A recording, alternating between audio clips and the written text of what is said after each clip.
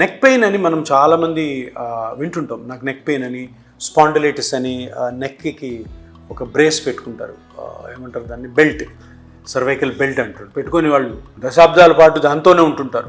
అంటే ఏమనంటే cervical spondylitis ఉంది నాకు అని చెప్పి సంవత్సరాల తరబడి ఉంటారు. లేటెస్ట్ సైన్స్ ఏం చెప్తుందంటే అది అస్సలు వాడకూడదు. ఎందుకు వాడకూడదు అంటే, ఎప్పుడైనా నెక్ పెయిన్ వచ్చినప్పుడు ఫస్ట్ ఆఫ్ ఆల్ మనం కనుక్కోవాల్సింది ఏంటంటే, అసలు ఆ నెక్లో ఏ పాయింట్, ఏ స్ట్రక్చరు, ఏ పార్ట్ దెబ్బతినడం వల్ల మీకు నెక్ పెయిన్ వచ్చిందని కనుక్కోకుండా ఈ నెక్లో ఉన్న మజిల్స్ అన్నిటిని కూడా అన్ని సంవత్సరాల వరకు కంప్లీట్గా వాటి మూమెంట్స్ లేకుండా అలా అరెస్ట్ చేయడం ద్వారా చాలా చాలా కాంప్లికేషన్స్ వచ్చి నెక్ స్టిఫ్నెస్ వచ్చి నెక్ కదలకుండా ఇంకా నొప్పి ఎక్కువ అవుతుంటుంది. ఎప్పుడు కూడా సర్వైకల్ స్పాండిలైటిస్ కానీ నెక్ పెయిన్, అటు ఈ బ్యాక్ నెక్ కానీ, ఫ్రంట్లో నెక్ కానీ, సైడ్లో కానీ ఉన్నప్పుడు తప్పకుండా కరెక్ట్ అయిన డాక్టర్ దగ్గరికి వెళ్ళాలి.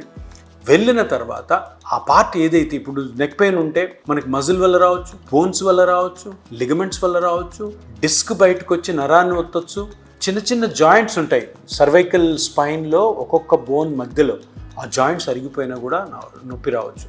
సర్వైకల్ స్పాండిలైటిస్ అని దాని కారణం కనుక్కోకుండా మీరు అలాగే ఆ బెల్ట్ వేసుకొని అట్లాగే దీని ద్వారానే నేను నార్మల్ అయిపోతాం అనుకోవడం పెద్ద అపోహ.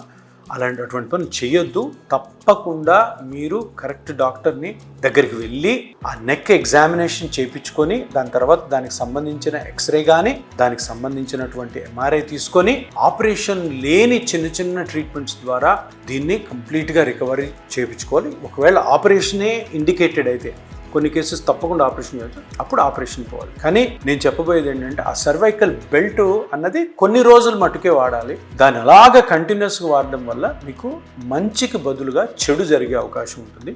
అందుకని జాగ్రత్తగా అది ఎక్కువ రోజులు వాడకుండా తప్పకుండా దానివల్ల వచ్చే కారణాన్ని కనుక్కోమని నా విన్నపం.